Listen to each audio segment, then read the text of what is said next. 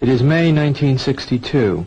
An experiment is being conducted in the Elegant Interaction Laboratory at Yale University. The subjects are 40 males between the ages of 20 and 50 residing in the greater New Haven area.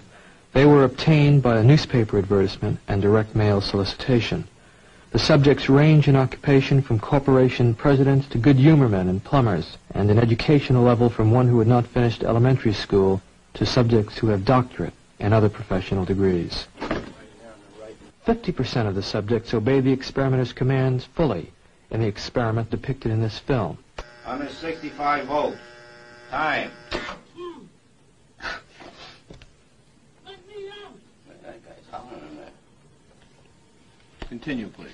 Go on.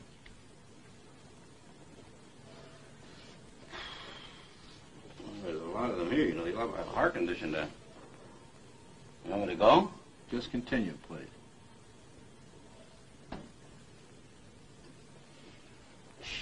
Sharp. Axe, needle, stick, blade. Answer, please. Wrong. I'm up to 180 volts. Please continue, teacher.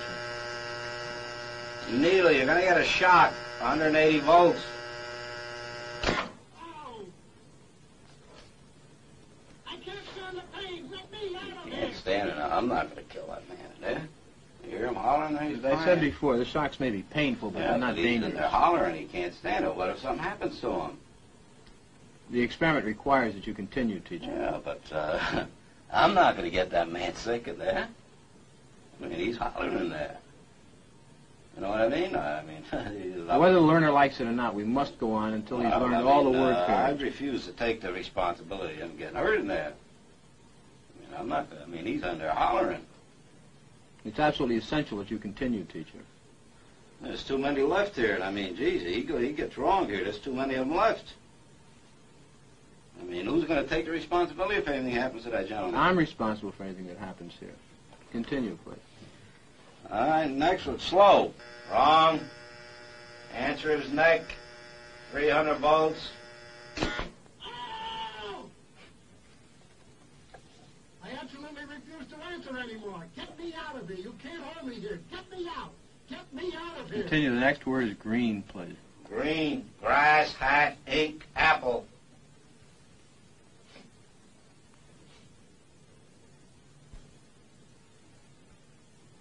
I can't go on, he won't answer. If the learner doesn't answer in a reasonable time, about 4 or 5 seconds, consider the answer wrong and follow the same procedures you have been doing for wrong answers. Say wrong, tell them the number of volts, give them the punishment, read them the correct answer. Oh, man. Continue, please. Something's happened to that man in there. Nice one, gold, dollar, necklace, moon, paint. Something's happened to that man in there. You better check in on him, sir. He won't answer me or nothing. Please continue. Go on, please. You accept all the responsibility? The responsibility is mine, correct. Please go on. Grave, woman, soldier, dog, horse. Answer is woman, 450 volts.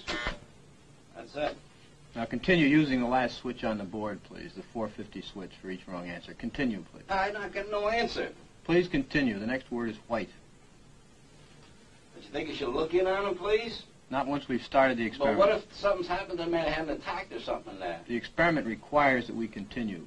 Go on, please. Don't the man's health mean anything? Whether the learner likes it or not, we But must... he might be dead in there.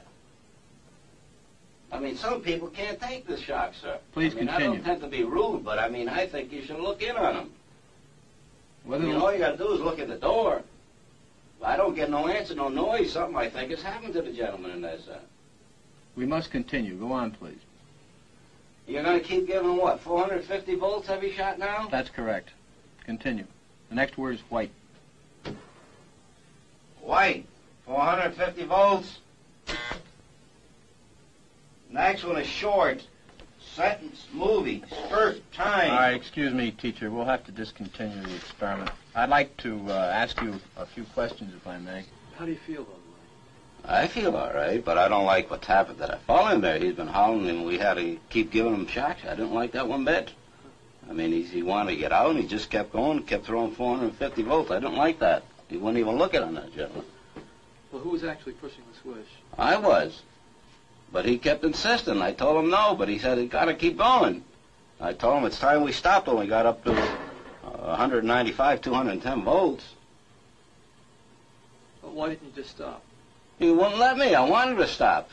Many people, not knowing much about the experiment, claim that subjects who go to the end of the board are sadistic.